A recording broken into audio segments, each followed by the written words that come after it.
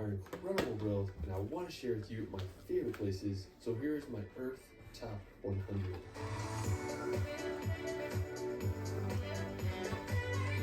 It's easy to forget how incredible our planet is. From the wonders of South America to the endless history of Europe, there's something worth discovering in every corner of our world. This video is a long one, so I made timestamps so you can jump around to your favorite locations. Let's start this video off in Cape Town, South Africa. If you love ocean and mountainous landscapes, you're in luck because Cape Town has both. One of my favorite features of Cape Town is Lion's Head. It's this wizard hat shaped peak that you can hike to the top of. Another wild spot is Table Mountain. You can take a cable car to the top and it offers some of the most incredible views of Cape Town from up there. Now, one of the best beaches in Cape Town is Camps Bay. The water may be chilly, but it offers some spectacular scenery all around. While we're still in South Africa, we're going to visit Drakensberg. It's a set of mountains on the South African Lesotho border, and it's home to some of the most incredible scenery. One of the craziest places is Tugela Falls, with a height of around 1,000 meters. It's the second tallest waterfall in the world. The area that it's located in is called the Amphitheater. It is just this bold, massive bliss that is set down to the border. After, we're going to venture to Botswana to experience the Okavango Delta. Now, located in the northern part of the country, the Okavango Delta is this massive seasonal swamp that can be seen from space. The area gets flooded and reaches its peak water levels during the summer months. Due to the influx of water, animals are all over, and it creates one of Africa's greatest wildlife concentrations. From elephants wandering through the chesty water to red Lynchwood antelope running through the swamps. It's just incredible how much wildlife exists in the Okavango Delta. One of the best ways to experience it is by taking a boat and wandering through the Prince Canals and lagoons and at all wildlife. Now, afterwards, we're going to head to the famous Victoria Falls, located on the border between Zambia and Zimbabwe. Victoria is one of the longest waterfalls in the world, with a length of 1,780 meters. The Zambezi River is what powers the waterfall, and one thing that I think that's unique about it is how it plunges into these narrow pools. It's something unique I've never seen in any other waterfalls. There's just one place in the falls to get in this pool, where you can see the water right at the edge of the waterfall. It looks like you're gonna fall in, and thankfully the current is not strong. After, we're gonna visit the country of Namibia. Located on the Atlantic coast of South Africa, when people think of Namibia, the desert probably comes to mind. It's full of massive orange sand dunes and those orc antelope. Now, one of my favorite places in the Namib Desert is Denvlei. It's this land surrounded by massive dunes. And what makes it so unique is that there's these trees that died 600 years ago because water stopped coming into the area and they were frozen in time. After, we're going to visit Tanzania. I think Tanzania is one of the most incredible countries in Africa. From the safari to Mount Kilimanjaro, there's just so much to see. If you like tropical vibes, you can visit Zanzibar. It's this island archipelago located just off the coast of Tanzania. It's home to white sand beaches and a phenomenal coastline. Another one of my favorite places in Tanzania is the Serengeti. When it comes to the African safari, the Serengeti is one of the best places to witness Africa's wildlife. It's home to the Great Migration, which is one of the world's biggest stories about the Serengeti and Kenya's Masai Mara every year. Now, the prime feature in Tanzania and Africa in general is Mount Kilimanjaro. It's the tallest place in Africa and also the highest freestanding mountain in the world, with an elevation of 5,895 meters. What's great about Mount Kilimanjaro is that it can be summited without climbing gear. The journey takes anywhere from 5 to 10 days to complete, and I love doing so. Now, one of the best places to hike up Mount Kilimanjaro is from the Amboseli National Park. It's located right across the border from Kenya, and I think it has one of the best views in the world. Not only because it has a great view of Mount Kilimanjaro, but it's often coupled with animals such as elephants who roam free throughout the park. It's a scene straight out of the movie. Now, afterwards, we're going to venture to Ethiopia to visit the Simien Mountains. They are home to the highest point in Ethiopia. But one of my favorite features of the Simien Mountains is its wildlife. They're home to the Goliath baboon, also known as the leading Arctic eagle, which can only be found in the Gili Islands. I mean, it's just such an amazing part of Africa. Now, afterwards, we're going to visit the islands of the Seychelles. They're located in the Indian Ocean off the coast of East Africa. The Seychelles are made up of 115 islands and are home to some of the world's most famous beaches. Now, when you fly into Seychelles, you'll probably come to the island of Mahi. It's the biggest island in the archipelago and also home to Victoria, which is the island's capital.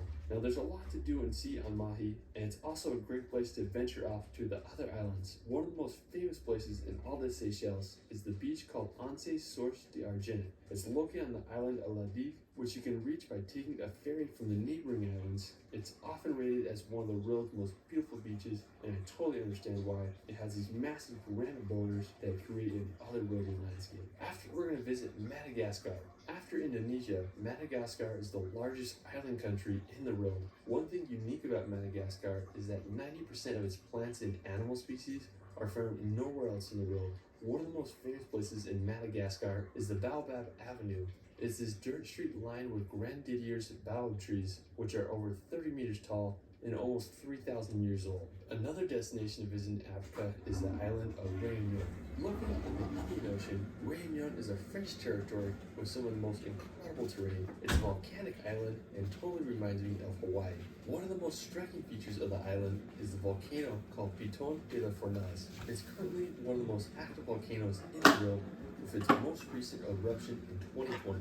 Réunion just has some of the most insane scenery. After, we're going to visit the nearby island of Mauritius. Unlike Réunion, Mauritius is its own country. It's an incredibly beautiful island with impressive mountain peaks and landscapes. Probably the most well-known feature of Mauritius is its underwater waterfall. While it isn't actually a waterfall, it creates an illusion of one and can best be seen from the air. Now, after, we're going to head up to Egypt to visit the pyramids of Giza. As one of the ancient wonders of the world, I think the pyramids of Giza are some of the most baffling and intriguing structures on Earth. To think that thousands of years ago, millions of massive stone blocks were used to build one of the largest structures on Earth is just hard to comprehend. Now, the pyramids are full of mystery, like how in the world were they built, what was their purpose, and just many other questions. Some archaeologists believe that the pyramids served as a tomb for the pharaohs, but I think they had a different purpose. Another interesting fact about the pyramids is that the coordinates are the exact same numbers at the speed of light. I mean, whether that means something or just crazy coincidence, it's definitely something to think about. Now, afterwards, we're going to head over to Jordan to visit Petra, famous for being one of the wonders of the world. I first remember seeing Petra in India Jordan. It's believed that the area was settled by the Nabateans around the 4th century BC, where they named Petra as the capital city of their kingdom. I think the most impressive place in Petra is a treasury. It's this temple that was carved straight out of sandstone rock, and it's believed to have served as the mausoleum for the Nabatean kingdom. It got its name as the treasury because local Bedouins believed treasure was hidden inside. While we're still in Jordan, we head over to the Wadi Rum Desert, located in the capital of Saudi Arabia. Wadi Rum is this incredible desert landscape with unique rock features. The filming location for movies such as Outlaw and Star Wars, it really feels like you're in a here, and no wonder why so many films are created in this beautiful desert. Now, afterwards, we're going to head over to Saudi Arabia. Located in the Middle East, Saudi Arabia was a rather mysterious country until it opened its borders to tourists in 2019. The largest and capital city of Saudi Arabia is Riyadh. It's a major financial hub full of fascinating skyscrapers. Now, one of the most interesting places in Saudi is called Al Rawda. It's located in the northwestern part of the country, and it's home to some fascinating rock formations and ancient tombs. The area was founded back in the 6th century and just full of so much history. After, we're going to head over to UAE to visit Dubai.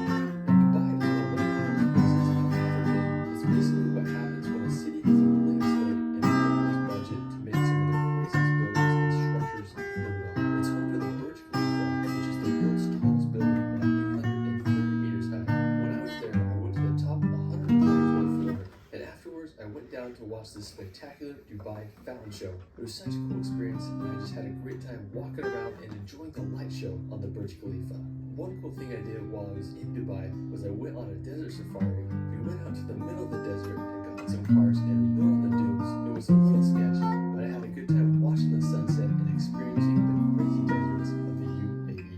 After, we're going to head over to the Himalayas to visit Nepal. Now, nicknamed the roof of the world, Nepal is home to 8 mountains that are over 8,000 meters high, including the world's tallest peak, Mount Everest. If you do visit Nepal, you'll probably fly into the capital city of Kathmandu. It's a bustling place surrounded by the Himalayan mountains, famous for its temples and monasteries. Now, one thing I want to do someday is hike to Everest Base Camp. You can start by flying into the sketchy Lukla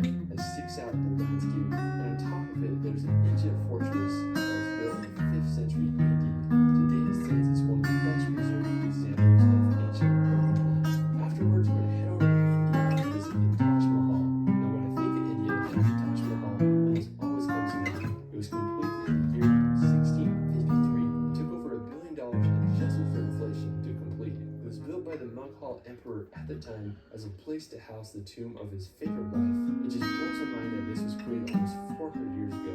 Today it stands as a symbol for India and receives over 6 million visitors a year. Another intriguing destination in India is Varanasi.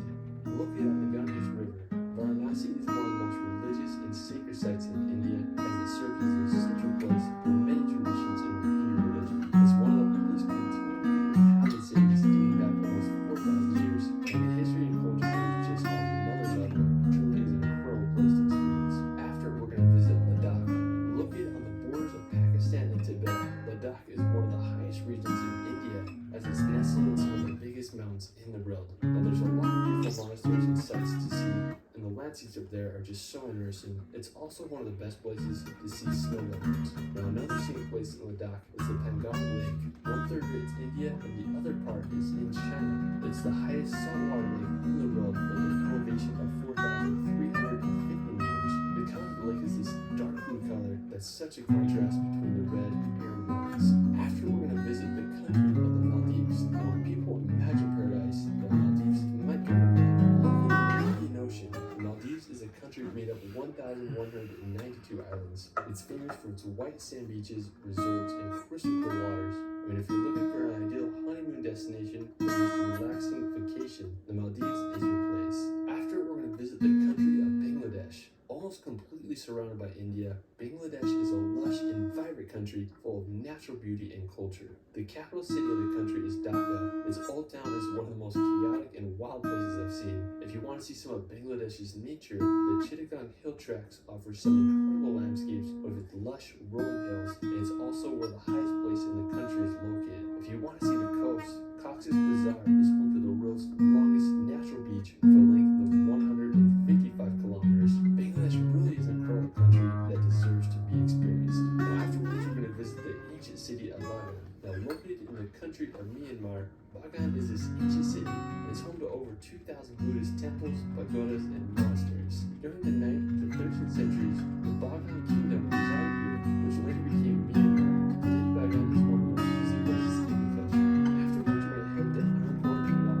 Located in Cambodia, Angkor Wat is a temple complex and it's the largest religious monument in the world. It's easily one of the most remarkable ancient structures on Earth, and it's just hard to fathom this place. Angkor Wat was built in the 12th century by the Khmer Empire, and it took 28 years to construct and was first used as a Hindu temple dedicated to the god Vishnu. And towards the end of the century, Angkor Wat was used to worship Buddha.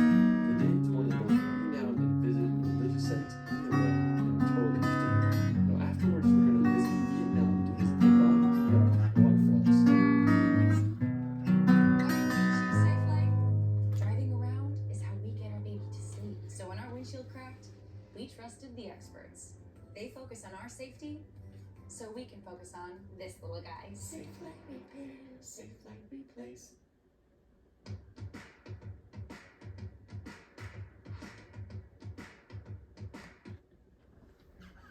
Now located in the northern part of Vietnam, straddling the Chinese border, Nong Yat is the biggest waterfall in Southeast Asia. I mean, the scenery here is just absolutely insane, with the iconic karst mountains in the background. You can take a boat ride to get up close to the waterfall. I mean, this place is just freaking magical. Another amazing spot in Vietnam is Ha Long Bay. Located in the Gulf of Tonkin, Ha Long Bay is this incredible area made up of emerald waters and thousands of limestone islands covered in lush vegetation. Now, probably the best way to experience Ha Long Bay is by taking a cruise. It can just be a few hours, but I recommend at least doing an overnight cruise so you can witness the Ha Long Bay during sunrise and sunset. Afterwards, we're going to head to Thailand to visit the Phi Phi Islands. I first saw these islands while watching Leonardo DiCaprio's film The Beach. Now, to reach the Phi Phi Islands, you can take hour-long ferries from the nearby cities. The main islands have lots of amenities such as hotels and restaurants, and it's a great place to venture off to the other islands. I think my favorite one is Koh Phi Phi. It's this insane island you can boat around and snorkel. Another amazing place in Thailand is Phang Nga Bay. It's this mangrove area located near Krabi, and it has this almost perfect winding river that cuts through the mangroves with jagged mountains on both sides. Another amazing nearby place is Railay Beach.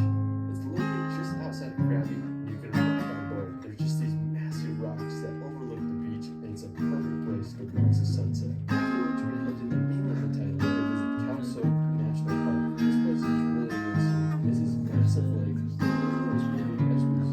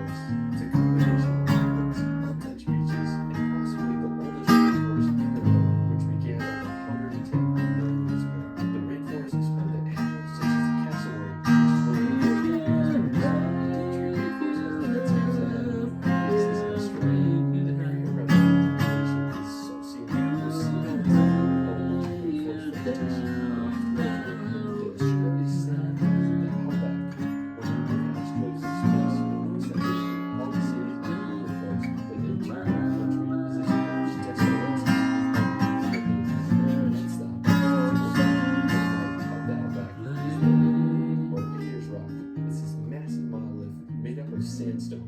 It's a sacred site for the indigenous Australians. A resting site for ancient spirits. There's definitely energy there, which is bizarre and sits alone in a desolate island. After a visit the nearby country of New Zealand, and after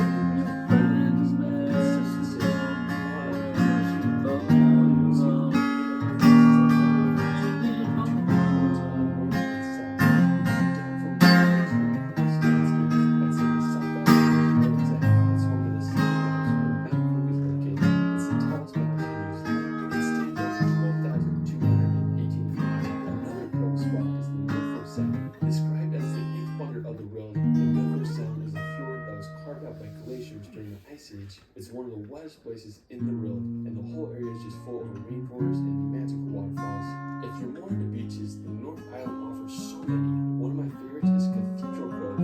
It's located on the Coromandel Peninsula and requires a decent walk to reach the beach, but you'll be rewarded with one of New Zealand's most beautiful beaches. Afterwards, you're going to visit the beautiful islands of French Polynesia. Located in the South Pacific, French Polynesia is made up of more than 100 islands. One of the most stunning islands is Bellabora. If you look at this place, it doesn't even feel just how the islets and coral and Crystal Clear Lagoon just blows my mind. Couldn't be more perfect. If you got some money to blow, you can stay on one of the ocean bungalows and it goes right above the water. The center of the island is a broken volcano called Mount Portimao, and it stands an impressive 727 meters tall. Another one of my favorite islands in French Polynesia is Moorea. This place is just insanely beautiful. Similar to Bora Bora, the whole island of Moorea is surrounded by beautiful coral reef, and the mountains here are just stunning. The thing about Moorea and French Polynesia in general is one of the best places to see the humpback whales who come here during the late summer and early fall months. While we're still in the South Pacific, we're going to visit Rarotonga. As the largest of the Cook Islands, Rarotonga is home to 13,000 people. Now, similar to French Polynesia, Rarotonga has some impressive mountains and a coral reef that protects this little island. There's also this really cool rock formation called the Needle that is a fun thing to do. Afterwards, we're going to visit the Isle of Pines. Located just off of New Caledonia, the Isle of Pines is this really peculiar island. And when I have mentioned a trunk this, I certainly don't think of pine trees, but the Isle of Pines sure is an exception. To reach the island, you can come by plane or ferry, and when you're there, you can explore the crystal clear lagoons, accompanied with white sand and endless pine trees.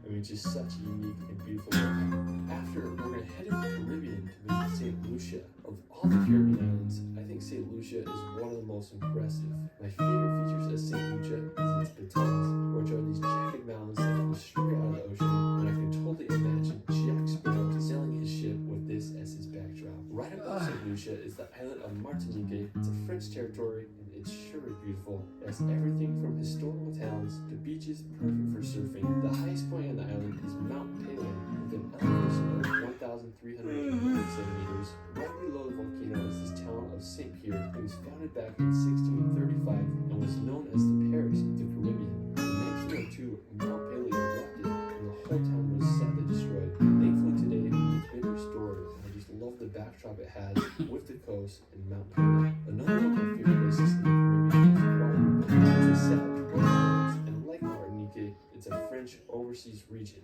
One of the most beautiful places on Guadeloupe is Terre de Haut. It's this little commune that you can reach by ferry from the neighboring island. Once you reach it, there's this fortification called Fort Napoleon, and it was built in the 18th century, and the views of the bay you get up there are just phenomenal. Now afterwards, we're going to head over to Central America to experience Belize. Belize is one of my all-time favorite countries. I may be a little biased because I lived there for over a year. It's one of the most colorful and diverse places I've ever been. It's home to the second largest coral reef system in the world. It's home to animals, crystal clear waters, and ancient ruins. One of my favorite places in Belize is this ruin called Nantinich. It's one of Belize's most impressive and easily accessible ruins. The Nantinich translates to sculpture of the lady. Another one of Belize's most iconic sites is the Great Blue Hole. And when you think of Belize, this is what you probably think of is over 1,000 feet wide and 400 feet deep. Truly one of the most unique locations on Earth. After, we're going to head over to Guatemala to visit Tikal. Located in the rainforests of northern Guatemala, Tikal is one of the most incredible archaeological sites in the world. The area was first inhabited around the 6th century BC, but Tikal really began to flourish between the years 200 to 850 AD as it served as the capital of one of the most powerful ancient Incan kingdoms. As it goes about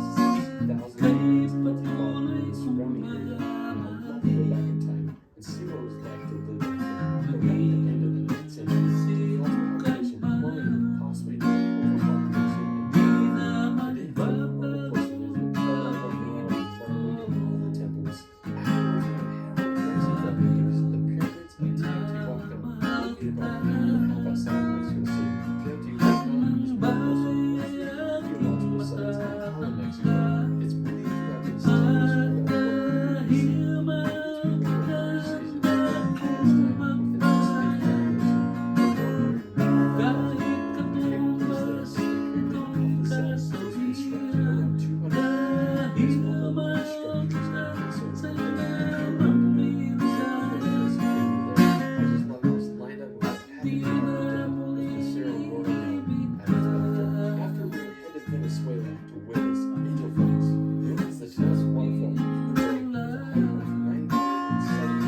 A special race led by Alex Martinez shared his epic footage from here and many other parts of this video, venturing into the depths of the Venezuelan jungle for 2 weeks to get some of the world's most powerful waterfall. It's seriously jaw-dropping. I'll link his video of his Venezuelan adventure in the description below. Check it out for yourself. Now, Angel Falls is not an easy journey. The flight to this town of Lima and from there, if you can do it locally, it will be well, it's not an easy journey to get there. The falls are more than worth it. Now, here's two good talks about the falls. Let's talk single track waterfall. It's the neighborhood of Let's talk KJ Falls. It has a height of 246 meters. Figures fall in the small airport. It's got enormous in this place. It's really nothing besides the power of the waterfall. Here's where everyone starts with the source. So Lindsay's located in Texas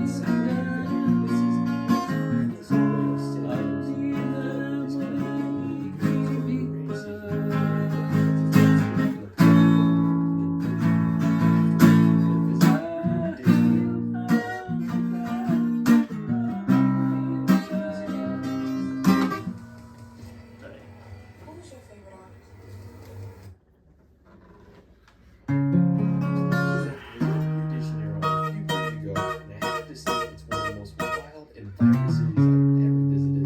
It's home to beautiful beaches, gigantic granite mountains, and one of the most famous places in Rio de Janeiro is the Christ the Redeemer. It's this massive statue that's over 38 meters tall and sits on top of this stone pinnacle overlooking all of Rio de Janeiro. When I was there, it was absolutely packed with people, but I still had a great time walking around and marveling at this iconic location. And one of my favorite places to go was Ipanema Beach near Disney Resort. This is what the really like, and Ipanema Beach definitely does. And Rio de Janeiro just a vibe all over. After working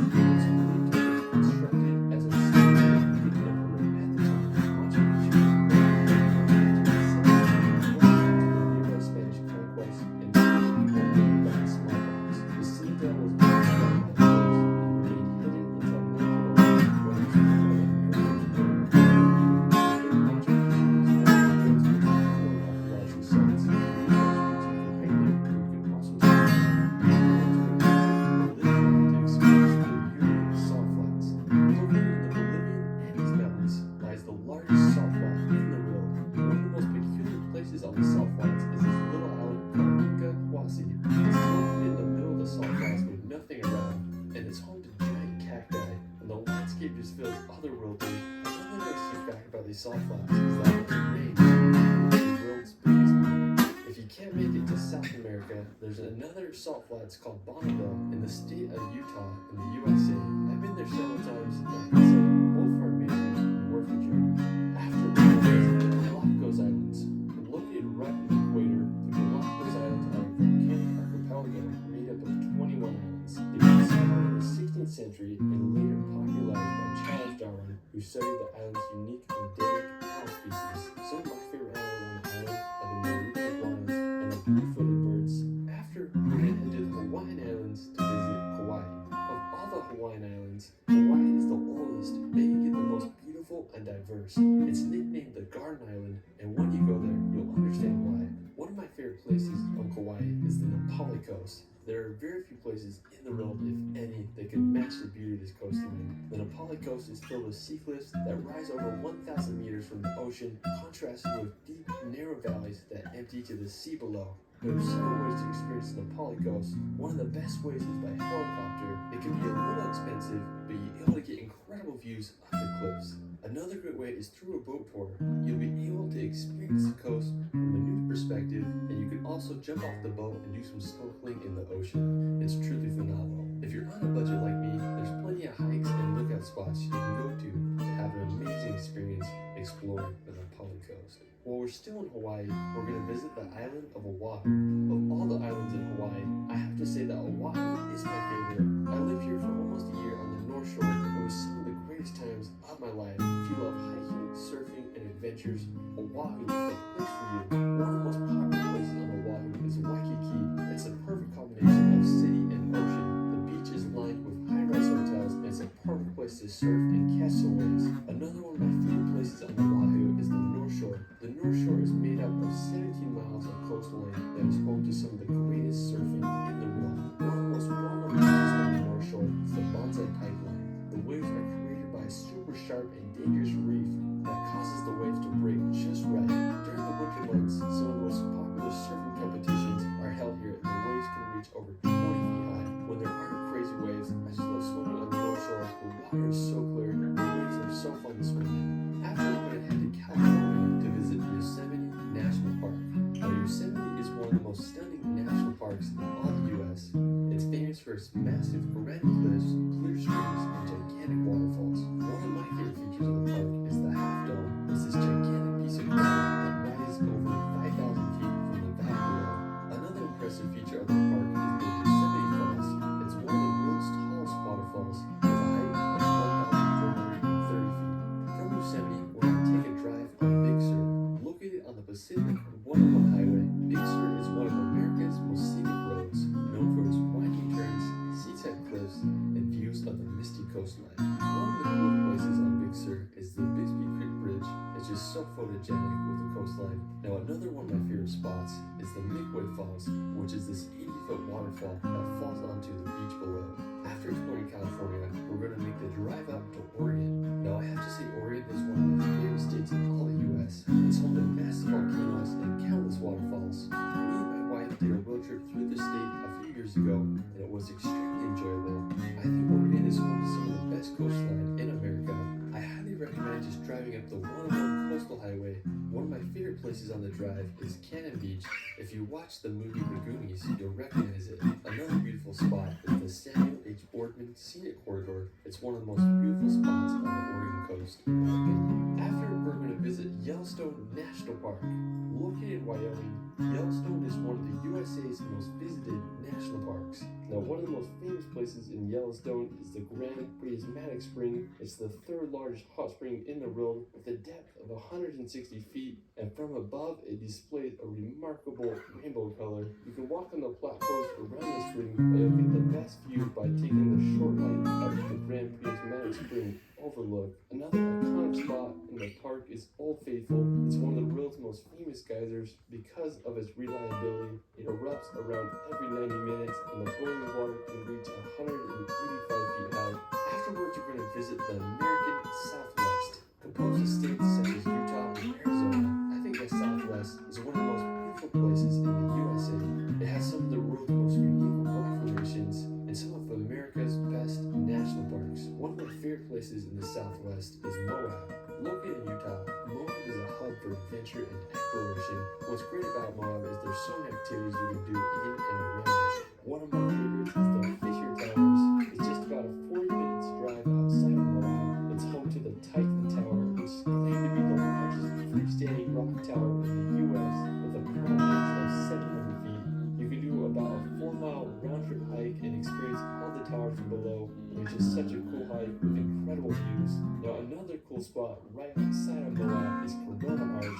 I remember the first time I saw this place was in Devin Supertram's video where he made a giant bridge off of it. Now to get to the arch, it's a fairly easy hike of 2.4 miles round trip. If you want to avoid the heat, I recommend doing the hike early in the morning or in the evening. And it's just such a beautiful arch. When you stand under it, you realize how huge it is. One of the most famous places in the American Southwest is the Grand Canyon. Known as one of the 7 natural wonders of the world, it's a 1-mile deep, 277-mile-long gorge that has been carved and sculpted by the Colorado River. The Grand Canyon is home to endless activities and forms of exploration. Nearly 5.5 million people come to visit this canyon every year, and it's easy to see why. After, we're going to head up to Alaska. Now, when you think of untamed wilderness, Alaska is it. It's a land full of some of the world's biggest mountains and glaciers. I mean, when I look at the landscapes here, they're just so vast and untouched. One of the most wild places in Alaska is the Aleutian Islands. I think this may be one of the most incredible destinations in all the U.S. Located in the Bering Sea, the Aleutian Islands are made up of 300 islands. The largest settlement on the islands is Unalaska, with about 4,000 residents. A decent amount of infrastructure considering the remote. The landscapes here remind me of Iceland with its volcanic terrain and harsh seas. The islands are also full of history. During World War II, Japan landed and occupied 2 of the Aleutian Islands, making it the only invasion of U.S. soil during World War II. Afterwards, we're going to head over to Canada to visit British Columbia. Sandwiched right between Alaska and Washington, British Columbia is an incredible area full of massive mountains and endless beauty. British Columbia is a wonderland that action sports. It has some of the world's best mountain biking and skiing. It's also where the ski resort is located. Next time in Canada, we're going to visit Banff National Park. If you love gigantic mountains and pristine alpine lakes, this is the place for you. It's Canada's oldest national park and easily one of the most scenic. My favorite place in the park is Moraine Lake. It just has a stunning turquoise water with a backdrop of the Rockies Mountains. It's hard to miss that scenery. After, we're going to visit the land of the rising sun, Japan. From the snow-covered northern island of Sapporo to the Japanese Alps, this little island country has so much to offer. And when you get to Japan, you can visit Tokyo. It's the largest city in the world with a population of over 37 million. From Tokyo, you can venture about an hour and a half outside to visit Mount Fuji. The active volcano is the tallest peak in Japan with a height of 12,380 feet. It's a perfect cone shape and acts as a sacred symbol for the country. A great place to view Mount Fuji from is Lake Kawaguchi. You can get a wonderful view of the volcano from there, and overall it's just a beautiful area. Nearby is the Chirito Volcano, which offers incredible views of the city volcano. Afterwards, we're going to head over to China to visit the magical mountains of Zhangjiajie. Now, Listen, your yogurt just has to work. I use Secret, aluminum free. Just swipe and lasts all day. Secret helps eliminate odor instead of just masking it. And hours later, I still smell fresh. Secret. located in the Hunan province, this forest is home to some of the world's most bizarre scenery. The park is full of rock pillars that ascend from the forest floor. They are covered in lush vegetation and often misty clouds, adding to their magic. Now, these rock pillars are the inspiration behind the floating mountains in the movie Avatar. Afterwards, we're going to visit the province of Guangxi. Now, located in southern China on the Vietnam border, this place is absolutely incredible. When I imagine China, this is the type of landscapes I imagine. Lush valleys, vast cave systems, and mountains that look like they are straight out of a Dr. Seuss book. Now, one of my favorite places in the province is Yangshao, located near the city of Beijing. The area is full of the iconic Touch Mountains. Throughout the province, there are just thousands of these uniquely shaped mountains made from eroded limestone, and I think they're so fascinating. Anyways, I just want to take a boat down the Li River and explore all that Yangshao has to offer. Now, afterwards, we're going to visit the Great Wall of China. This may be the most notable feature of China, and with reason. When I think of the Great Wall of China, I imagine one giant wall that stretches across the country, but it's actually a series of walls that were built by different dynasties as far 7th century BC. The walls that are most famous and recognizable today are the walls that were built by the Ming Dynasty during the 14th century, which are located about 2 hours outside of Beijing. Now in total, there are about 13,000 miles of walls across China, making it one of the greatest architectural feats in human history. After, we're going to head over to Russia to visit the Kamchatka Peninsula. Now this may be one of the most wild and beautiful places in all of Russia. It's a sea-battered land dotted with over 160 volcanoes. It's basically Russian version of Iceland with a little bit of Alaska. The volcanic peninsula is home to bears, killer whales, and some of the most stunning places I've ever seen. There are no roads from mainland Russia that lead to Kamchatka, so the best way to get there is by plane. I think this may be one of the most beautiful yet undiscovered places in the world. After Kamchatka, we're going to head over to Siberia. Siberia is just this massive region. It makes up more than 3/4 of Russia's land area, but only about 25% of Russia's population lives there due to its remoteness and harsh weather. One of the craziest places in Siberia in all of Russia is Lake Baikal. Located in the southern part of Siberia, Lake Baikal is the largest freshwater lake in the world. It contains more than 20% of all the world's fresh water. It's also the world's deepest lake with a depth of 1,642 meters. It's home to one of the only freshwater sills. During the winter months, the ice can freeze to be 2 meters thick. One of the easiest ways to get across is with a hoverboat, or you can have a winter workout and ice skate on the world's largest ice rink. After Lake Baikal, we're going to visit the Altai Mountains. This mountain range is nicknamed the Switzerland of Siberia, and I totally understand why. I'm just blown away by the scenery here. Altai Mountains are a mountain range that is located not only in Russia, but also extends to Mongolia, China, and Kazakhstan. Altai translates to Golden Mountain, and I have to say that the Altai scenery lives up to its name with its unique colors and golden vegetation. Afterwards, we're going to Turkey to visit Istanbul. Istanbul is just one of the most fascinating places. It's a transcontinental city, which means that Istanbul is part of Europe and Asia. The Bosphorus Strait, which is considered to be the boundary between Europe and Asia, runs right through the city. The history of Istanbul is endless. It was settled as far back as the 7th century BC, and it became the capital of the Roman Empire in 330 AD. Now, one of the most important features of Istanbul is the Hagia Sophia. It was built all the way back in 537 AD as a Christian church, but after the fall of Constantinople in 1453, the church was converted into a mosque. At the time of its completion, it was the world's largest interior space and the first building to use a fully painted dome. Just such an amazing structure. After, we're going to visit Cappadocia. Now, located in the heart of the country, Cappadocia is famous for its unique rock formations and skies full of hot air balloons.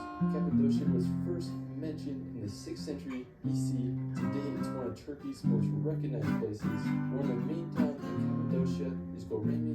Almost every morning, the horizon in Goremi is filled with hundreds of hot air balloons. I mean, it doesn't get more magical than that. After, we're head over to visit Sardinia. Now, with some of Europe's best coastline, crystal beaches, and the clearest water I've ever seen, Sardinia is the place to be. The main reason I wanted to go to Sardinia was to visit Cala Colorizze. I think it's easily one of the most beautiful beaches in all of Italy. It has these massive pointy rock formations coupled with green cliffs and Gatorade blue water. We anchored and immediately went for a swim. I mean, the visibility was absolutely incredible. It's some of the best I've ever swam in. Another reason I wanted to go to Cala Colorizze is because there's a sea arch where you can cliff jump.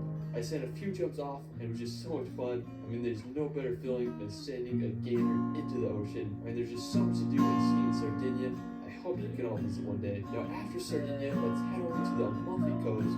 I have to say this is one of the most beautiful places, not just in Italy, but all over Europe. It's just hard to believe this place exists. Now, one of the most well-known towns on the Amalfi Coast is Positano. I mean, when you see this place in real life, you won't believe it. It's hard to beat the backdrop of the mountains filled with colorful villas against the Mediterranean Sea filled with boats and yachts. One of my personal favorite places on the Amalfi Coast is Fiordo di Furore.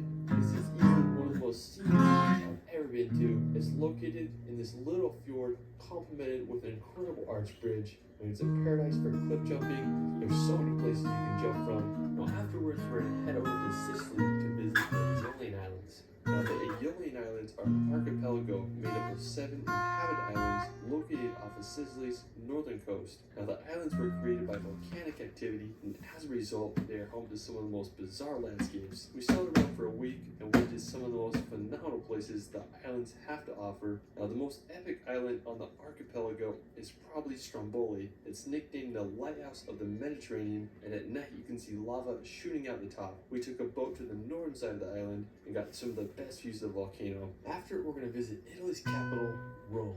Now, Rome may be one of the most iconic cities in the world. Its history spans over 28 centuries, with its founding taking place in 753 BC. Ancient Rome's architecture stands today and draws millions of tourists each year. One of the most well-known structures of the capital is the Colosseum. It's this oval-shaped amphitheater that was completed in 80 AD. It's the largest amphitheater ever built and could hold anywhere from 50 to 80,000 spectators.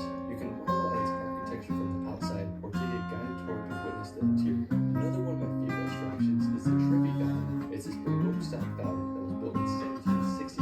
There's just so much to see in Rome. I hope you can all visit with me. When we're still in Italy, we're going to head over to Tuscany. Located in central Italy, Tuscany is known for its landscapes, history, and artistic legacy. But one of my favorite places there is San Gimignano. It's this hilltop town famous for its watchtower and incredibly picturesque natural features. Now, the city of Florence is a crowd feature in Tuscany. It's considered to be the birthplace of the Renaissance, and the history there is endless. When you walk across the Ponte Vecchio Bridge, you'll marvel at the architecture, and you will know Florence is sure to take you back in time. After, we're going to visit the Toldi Dolomites. I have to say, these are my favorite mountains in all the world. I spent 7 weeks exploring these mountains and consider it to be some of the greatest days of my life. The Dolomites are home to endless jagged peaks, scenic waterways, and just fairy town villages. One of my favorite places in the Dolomites is Sicily. I remember the first time I saw a video of this mountain, I couldn't believe it existed.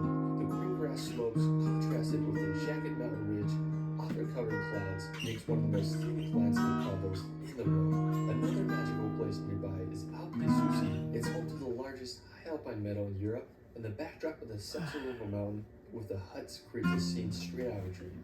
Afterwards, we're going to head over to Switzerland to visit the Alps. I have to say, the Swiss Alps are one of my all-time favorite regions in the world. There's just something magical about the massive mountains, incredible landscapes, and history that exists there. In general, I think Switzerland is one of the most well-known countries in the world. You'll know what I mean when you visit. I mean, everything is perfect. The only downside is that it's very expensive. One of my favorite places in the Swiss Alps is Zermatt. It's this enchanting village, and it's overlooked by the Dachau. Zermatt is a great place to walk around and explore, and it's also an ideal starting place for incredible hikes. You can take up the Wintergrad Railway to get some incredible views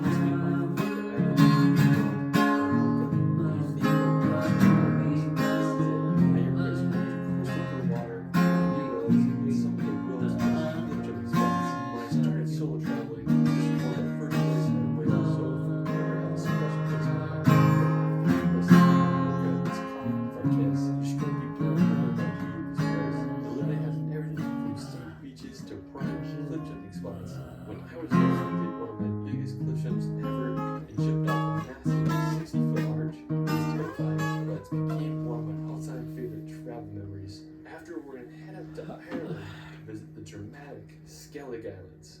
Located off the coast of Southern Ireland, the Skelligs are a set of 2 islands that are easily one of the most epic locations. The only way to reach the islands is by boat. We left from the town of Portmagee, and it took us about an hour to reach the Great Skellig. We got off the boat and I was just so freaking stoked. We just started walking up the island's path until we reached the stairs that lead up to the top to the monasteries. Now the history of the island is just absolutely fascinating. The monastic settlement dates back to the 6th century, where the monks of St. Fiona lived simple lives on this isolated island. They built these beehive huts completely out of stone. They were precisely designed to make sure no ladder could get into them. Now it's believed there were about 12 monks that lived here at a time. In the 13th century, the monks left the island for mainland Ireland, and since then, Skellig has become a place for pilgrimage. All in all, the Skellig Islands were one of the coolest places I've ever been, and I couldn't recommend them enough. Afterwards, we're going to venture to Scotland to visit the Isle of Skye. This is one of my favorite places, not just in Scotland, but the road. You'll literally feel like you're in a fairy tale when you visit. I was lucky enough to go here a few summers ago, and it was one of the most memorable weeks of my life. One of the most impressive places on the Isle of Skye is the Old Man Store. It's one of my all-time favorite rock formations. I felt like I was on the set of Game of Thrones. When you drive through the store, you see in the distance, it just gets you so pumped. Now to get to the Old Man Store, it's about a 4-kilometer hike. You'll walk through some conservation units and you'll reach the infamous Rock Billows. So the legend of the Old Man Store is supposedly a giant lived here a long time ago. One used to his thumb was left sticking out of the ground, creating the mystical rock formation. Afterwards, we're going to head to the Arctic Circle to visit the Lofoten Islands. Now, Lofoten is Why is there so much space? The Volkswagen Atlas, with more cargo volume than the Honda Pilot. Using your local Volkswagen dealer for 4.9% APR financing for 72 months.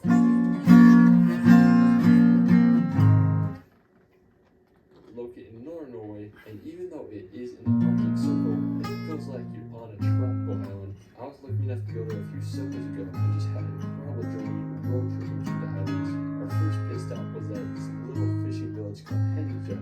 Henningsvær is home to the world's most scenic soccer field. When we got there, we certainly didn't have a problem. We had a good time playing on the field and enjoying the incredible views of Henningsvær. If you want to do an amazing hike, I recommend hiking to Kvalvika Beach. It's about a 4-kilometer round trip trek, and I promise it's worth it. When you get to the beach, you're going to be amazed by the landscape. It has mountains that remind me of Switzerland, an ocean that looks like the Caribbean, and it's green as a tropical island. And I just can't believe places like this exist, especially in the Arctic Circle. Afterwards, we're going to head down to Western Norway. I was here recently, and I was just blown away by the beauty of this country.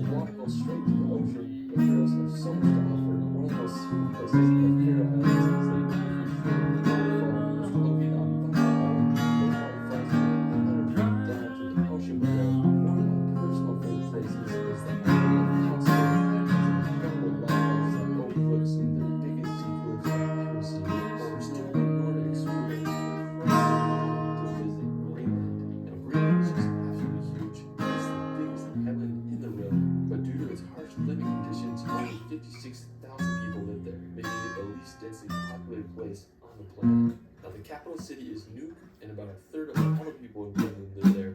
I just think Greenland has some of the most untamed and wild places. There's just endless fields and waters to explore. Such a fascinating place. After, we're going to head over to Iceland to experience the land of fire and ice. I have to say that Iceland is probably some of the most unique landscapes in the world. I mean, Greenland and Iceland should really switch names because there's no shortage of greenery. One of my personal favorite places in Iceland is Reynisfjord Beach. It's a black sand beach that's about a 2-hour drive from Reykjavik. What I really love about the beach is its basalt sea steps in the ocean. It makes you wonder how the Vikings must have felt when they washed upon these Icelandic shores. Another impressive place in Iceland is the Skorpafoss waterfall.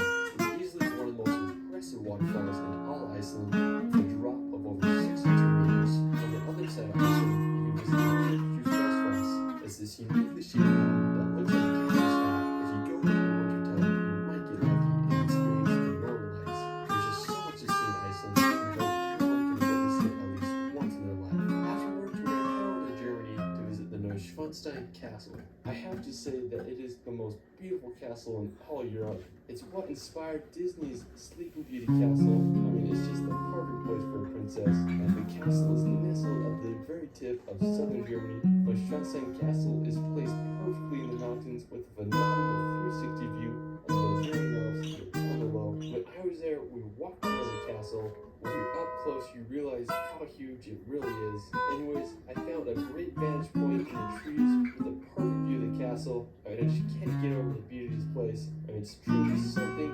out of a Disney fairy tale. Afterwards, we're going to head to France to visit Mont Saint Michel. I have to say this is easily one of my favorite places I visited in Europe. It's truly magical, and you can't drive directly to the tidal island. Instead, you can park in the parking lots outside and either take a shuttle or walk about 4 kilometers. Now, I definitely recommend walking if you can. As you approach the island, it's quite the experience. I mean, it just made me think of how the people must have felt throughout the ages as they came here. Now, when you reach the island and walk through the gates, you feel like you're walking into a Harry Potter movie. Now, on the way back, there was some sheep in the fields, and it definitely was the perfect way to end our time at Mont Saint Michel. Another one of my favorite places in France is the French Riviera. Also known as the Côte d'Azur, the French Riviera is one of the most highly sought after destinations in Europe. It's located in southern France on the Mediterranean Sea. One of my favorite places on the Riviera is Ez. It's this medieval hilltop village that was founded around the 14th century. When you walk through the village, you'll feel like you're going back in time. Now, if you're into more nature, I recommend you check out the Calanques de Cassis. They offer some of France's best scenery with incredible sea coves surrounded by daunting cliffs. The one I really wanted to go to is called Calanque de Ébou. When I reached the beach, I was just amazed by the steep white cliffs coupled with the greens of the pines and blue of the water. We went for a swim, and the water clarity was amazing. I wanted to find a cliff spot, and after swimming down the cove, I found this little rock about 7 meters high and sent a few jumps off it. After, I went to visit France's capital, Paris. Since the 17th century, Paris has been Europe's major center of finance, fashion, and the arts. Paris is Europe's most visited city, and with all of its attractions and fascinating history, I totally understand why. The most recognizable attraction is the Eiffel Tower. It was built in 1889. The Eiffel Tower is 324 meters high, which made it the tallest man-made structure in the world at the time. Another popular attraction is the Louvre Museum. It's the world's largest art museum, and it's home to Da Vinci's Mona Lisa. You can also take a drive around the Arc de Triomphe or walk the grounds of the Palace of Versailles. There's just so much to do in this grand city. After, we're going to head to Greece to visit the medieval monasteries of Meteora. Located in the central part of the country, Meteora is home to 6 monasteries built upon nearly inaccessible rock pillars. During the 14th century, monks were facing attacks from Turkish raiders, so they needed a place where they could worship in safety. They decided to start building these monasteries upon the rocks. These places of worship were perfect for the monks because the only way to reach them was by climbing long ladders that would be drawn up whenever the monks felt threatened. The monasteries became a place of refuge, and over 20 monasteries were built during the 14th century. I was lucky enough to go here a few years ago, and when I got there, I was just amazed by the architecture of these monasteries. They were perched right on the cliff edge, and you would just wonder how people could have built these during medieval times. If you're ever in Greece, make sure you visit this magical place. For our final location, we're going to visit one of my favorite islands in the world, Zakynthos. I've been here twice so far, and I just keep wanting to come back. It's one of the most impressive locations I've ever been. From 1,000-foot white cliffs to the bluest water you've ever seen, Zakynthos has it all. The most famous place in Zakynthos is the Shipwreck Beach. Back in the 1980s, a cargo ship from Turkey was carrying illegal contraband, and the Greece Navy chased them into this cove where it crashed. Over the years, the sand has built up around the ship, and it's created one of the most visually stunning locations in the world. The beach is only accessible by boat, so I got on one and headed to the beach. I was just baffled by the size of the cliff walls. They're over 1,000 feet high. After checking out the beach, I decided to get a view from the cliffs above. I just had a good time exploring the cliff. There's no other sight like it. I waited to see the sunset, and the view was just as impressive. I was amazed how the ocean water turned into this milky blue color, while the setting sun turned the cliffs to an orange hue. It'll be a sunset I'll remember for the rest of my life. Well, that is it for my Earth Top 100. There's still so many places to include, so I'll have to make a part 2. Let me know where your favorite place is in the comments below. I also started a second